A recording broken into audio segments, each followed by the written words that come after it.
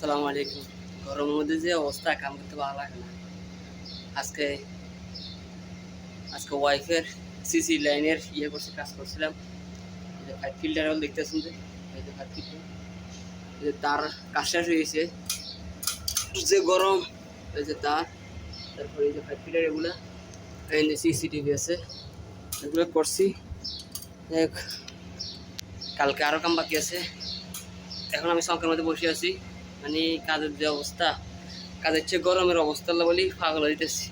সেখানে পুরো গেঞ্জি সব ভিজে গেছে, সব ভিজে গেছে গেঞ্জি গেঞ্জি সব।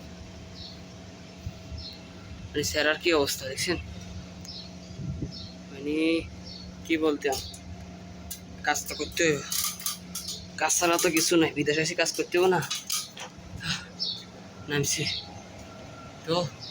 আসলে পার্ট টাইম করলে